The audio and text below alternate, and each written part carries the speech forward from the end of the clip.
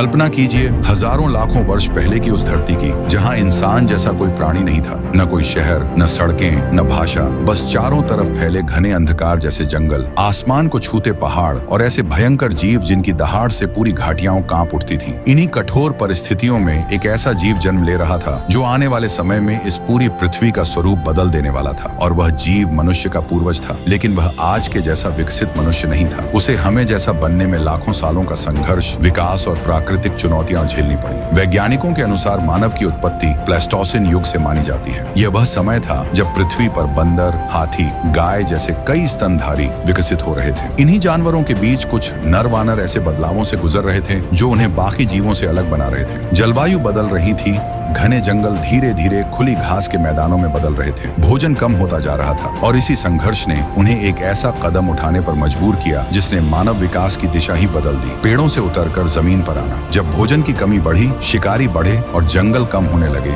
इन नर वानरों ने अपने खड़े होने के तरीके को बदलना शुरू किया। धीरे धीरे वे दो पैरों पर चलने की क्षमता विकसित करने लगे। इससे उनके हाथ मुक्त हुए और यही हाथ आगे चलकर औजार बनाने में इस्तेमाल होने वाले थे। दो पैरों पर चलने से एक और चमत्कार हुआ, उनका दिमाग तेजी से विकसित होने लगा। धीरे धीरे एक ऐसा बुद्धिमान जीव आकार ले रहा था जिसे आगे चलकर दुनिया मानव नाम देने वाली थी। आदि मानव स्थायी रूप से कहीं नहीं रहता था, वह अपने पूरे झुंड के साथ लगातार एक जगह से दूसरी जगह घूमता रहता। भोजन ही उसका भगवान था और भोजन की तलाश ही उसकी जिंदगी। वे पेड़ों के फल खाते, कंद मूल खोदते और छोटे बड़े जानवरों का शिकार कर अपना पेट भरते थे। लेकिन जैसे ही किसी क्षेत्र का भोजन खत्म होता, वे बिना सोचे बिना रुके आगे बढ़ जाते। इसीलिए इस पूरे समय को खाद्य संग्रहण काल कहा गया। पानी उनके लिए जीवन और मृत्यु का निर्णय करता था। इसलिए आदि मानव अक्सर नदियों, झरनों और बड़े तालाबों के आसपास बसे रहते थे, क्योंकि पानी के पास जानवर भी आते थे, पेड़ पौधे भी अधिक होते थे और जीवन के लिए हर जरूरी चीज आसानी से मिल जाती थी। भारत की धरती भी इस कहानी की एक महत्वपूर्ण गवाह है। भीमबेटका, बेलन घाटी और नर्मदा घाटी,